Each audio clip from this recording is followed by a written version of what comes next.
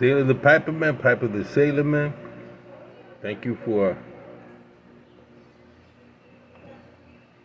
I bought these earplugs here so I can listen to you guys better. Let me take them out. I pray your day's a good day. Mine's been a pretty good day. Went over. My daughter's out of town, and my wife wanted me to see the house. And I had told her, well, I'm not going until she invites me over. That's how I run things. You want me to come? Then give me an invitation. I'm just not going to show up unwanted. And I respect my children's desire for their private life. I remember when my eldest son was in a situation. He was going to a special school for talented kids, and he was bragging to the girls, because him being a Hispanic, he went to predominantly white school. He was bragging to the girls about his dad, that I was a Navy SEAL, that I did a lot of special operations. He was bragging. None of that was true. Yeah, I was the 2nd Recon Battalion. Yes, I did special operations, but I was just a medic. But he made it sound like I was John Wayne. You know how kids are. They run into a girl. Well, the girl began really liking my son. So the girl asked her dad to invite me to a Yankee game. Because he wanted to meet me. Because he was impressed with my son, and he wanted to meet a Navy SEAL. Because he had never met a Navy SEAL. Now, I didn't know any of this stuff was going down. So he said, Dad, could you come down by the school? My girlfriend's father wants to meet you. So I'm going down there, take my pipe. Oh, you're a pipe smoker. I don't smoke pipe. I don't smoke at all. How could you be smoking that? I said, well, I smoke it. I began loving it. I'm a sailor. When I went out to sea, when I was in tough times, it calms me down. Oh yeah, but you're not gonna live very long. I look at him, I go, I'm lucky I'm living now. What I've been through and what I've seen, I'm lucky I'm here now. I'm fortunate I'm alive, thank God. How are we gonna die anyway? This was like, what, 15 years ago?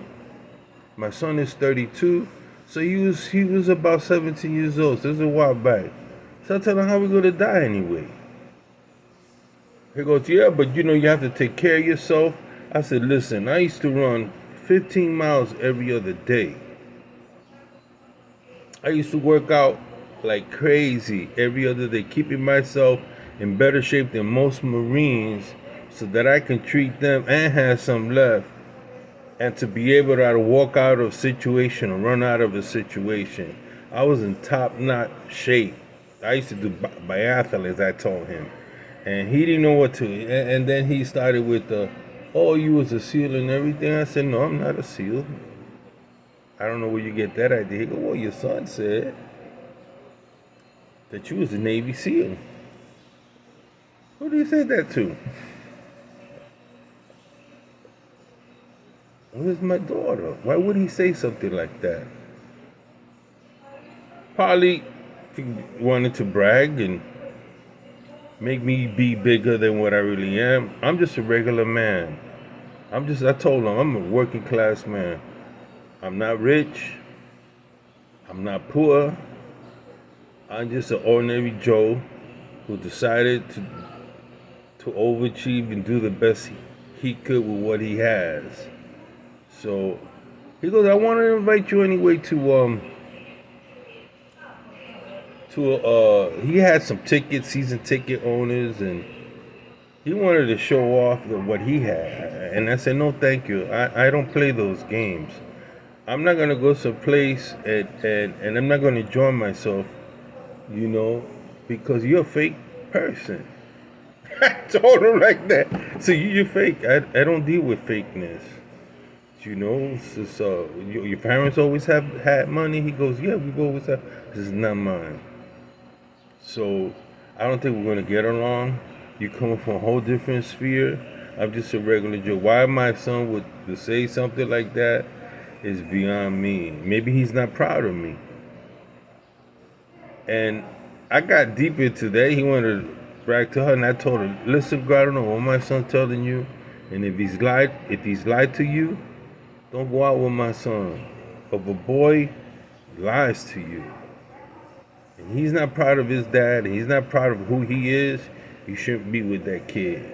So do yourself a favor, walk away from my son, because my son, obviously, he's embarrassed about me. He's embarrassed of who he is, and I told him, never be embarrassed of who you are or where you come from. Even if you come from a not so well educated, not so rich family, you have a rich history. So my son would not talk to me. Once I exposed him, that he was lying, that he was bragging, he would not talk to me. And to this very day, that's a pet peeve with him. Because I expected him, my firstborn, to be truthful. You know? To be truthful. And for the last 15 years, he didn't let me see he had grandchildren, never brought them to me, never allowed me to see him because of that event, because I exposed him. So you just as fake as they are. I didn't bring you up like that. Says you can go on and be whole new life. He's lighter skinned than me. You know, he's more like my wife. So I don't know if that was an issue with him, the fact that I was dark skinned and he's not, he's light skinned, and he can create a whole new persona for himself as long as they didn't know, as long as you knew he had a colored father. I looked at him. I said, son, you don't have to ever want me in your life. He told me that. He said, I don't want you in my life. He said he wanted to go into the Navy, and I flew in from Puerto Rico to New York, spent $700 to help him in the process, because he wanted, and then he turns around and goes, no, I don't want to go in. I don't want you part of my life. That's what my eldest son told me. I don't want you part of my life. And I looked at him. And I'm a prideful man. I said, son, I don't got to be in your life. You're lucky you have a father. You're lucky I watched over you, fed you, did everything for you, whatever you wanted, whatever musical, whatever, I've been there for you. Now that you said that, let me tell you something. Before I had all you kids, I had a life. Okay? I had my own life. I did what I wanted to do. I traveled the world. I've been there, done that, and whatever. You just experienced in life, and I don't know, you probably caught whatever her side of the family had, the arrogance. I said, not arrogant. I'm truthful. So from that time, he didn't want to deal with me. Well, his wife called me, said thank you. So his wife, because I know what kind of father you were. How's that? He said, because the way he treats his child. He treats his child. He even said, I'm starting to do what my father used to do with me. You see, so it goes around. So he realizes now that he has his children, how hard it was for me to raise 4 kids, and he just got 2 kids, and how hard it is for him to raise 2 kids.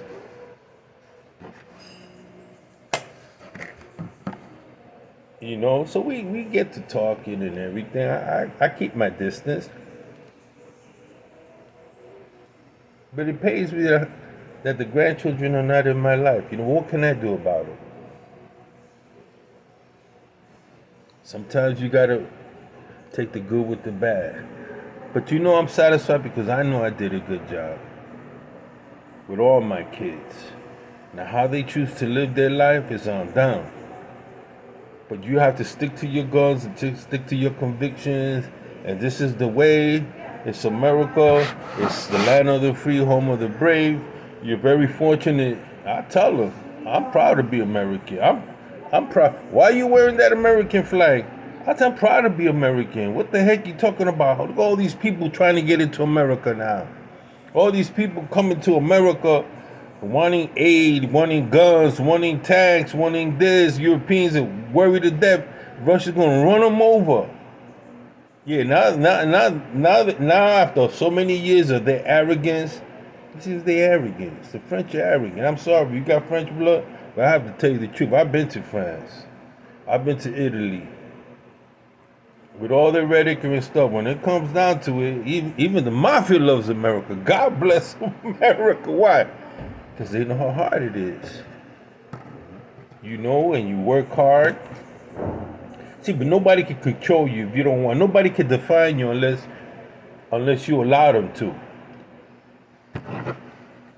You just got to get with the right people that have the same mindset. We define ourselves. I let nobody define me. I'm a pipe smoker. What? And I'll stand any place in America and I'll smoke my pipe. And if I get fined, I'll get fined, but I'm going to finish that smoke. And nobody going to stop me smoking or buying tobacco. You know, it's an insult. Telling you you're working hard, you're paying your taxes, and now these social engineers want to tell you where to smoke, how to smoke, when to take a shit, when not to take a shit. The hell with them. That's what I say. Hey, you crazy. No, I'm not crazy. I'm not crazy. I see things for what they are. This whole generation, I don't know. All these people talking about the end of the American Empire. Is this the fall of the American Empire? Maybe so. I ain't falling.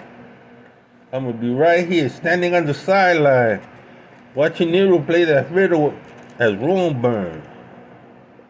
There comes a time where you gotta step aside and let them go. Let them do what they want to do to themselves. As long as they don't hurt you. You don't want to? I'm gonna smoke my pipe. Oh, so and so got cancer. So and so got pancreatic cancer. So and so got this. So and so got that. That's it. I don't got none of that. I've been smoking 40 years. When y'all telling me to stop smoking. Probably I'm alive because I am smoking. This is Sailor the Piper Man. The Piper's a sailor man with random thoughts. You define yourself. Don't let nobody tell you what to do, man. With your own life. Straight up.